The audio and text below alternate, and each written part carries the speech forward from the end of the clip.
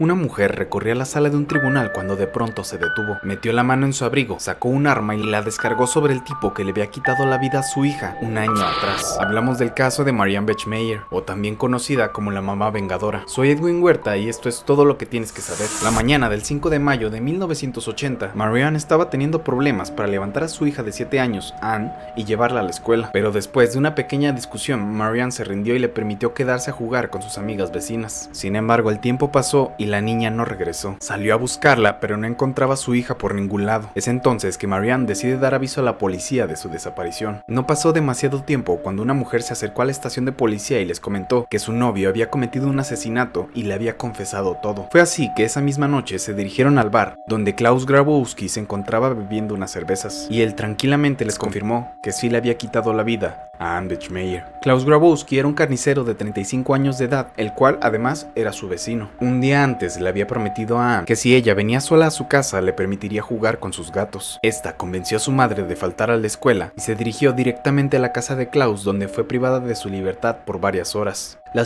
hasta morir y metió a la niña en una caja, abandonándola en la orilla de un canal. Él afirmó múltiples veces en su declaración que jamás de la niña y tampoco planeó jamás hacer lo que él hizo. Él dijo que lo que sucedió fue que Anne, la niña de 7 años, intentó seducirlo y extorsionarlo, amenazándolo con decirle a su madre que la había tocado indebidamente. Como es obvio, a nadie le hizo sentido su declaración. Nadie podríamos imaginar que una niña siquiera podría llegar a pensar en hacer algo así. Este hombre, además, ya había sido condenado por abuso sexual de 2 niñas 4 años antes, y en ese entonces la condena en Alemania hacia estos depravados era la castración química. Sin embargo, se supo que él siguió un tratamiento hormonal para revertirla. Finalmente, poco tiempo después, a través de estudios se confirmó que Anne sí había sido.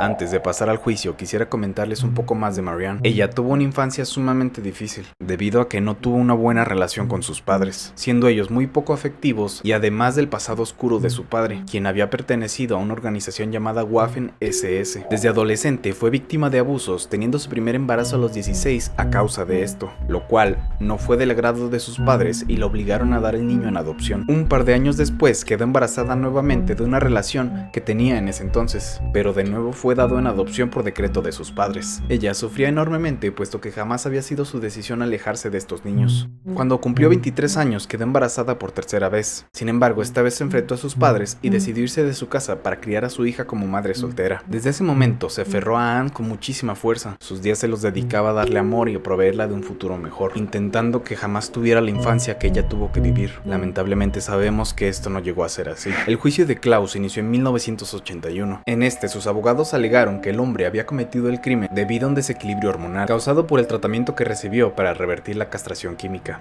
Sin embargo, nadie, ni siquiera la policía, le compraba esta teoría como una posibilidad, principalmente por ser un criminal con historial de este tipo de crímenes. El juicio aún estaba en debate el día 6 de marzo, el cual cumplía apenas 3 días de haber comenzado. Fue cuando Marianne introdujo una modelo Beretta 70 en la sala del tribunal, saltándose todos los filtros de seguridad. Se dirigió con tranquilidad hasta el asiento de Klaus y cuando estuvo justo detrás de él, disparó 8 veces, siendo 7 los que alcanzaron su espalda, muriendo de forma casi inmediata. Esto desencadenó una amplia histeria mediática, viniendo reporteros de todas partes del mundo a cubrir la nota. La madre que había vengado a su hija por su propia mano. Gran parte de la población se mostró comprensiva con las acciones de Marianne. Sin embargo, ella afrontó un juicio donde afirmó que ella en realidad no tenía intención de asesinarlo.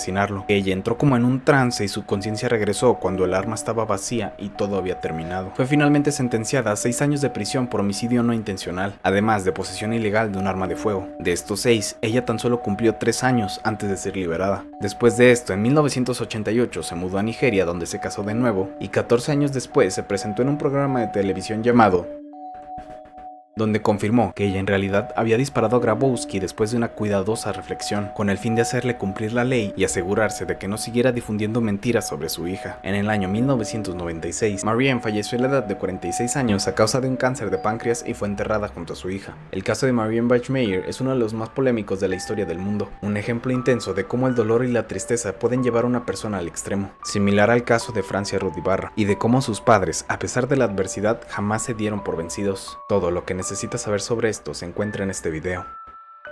Te espero.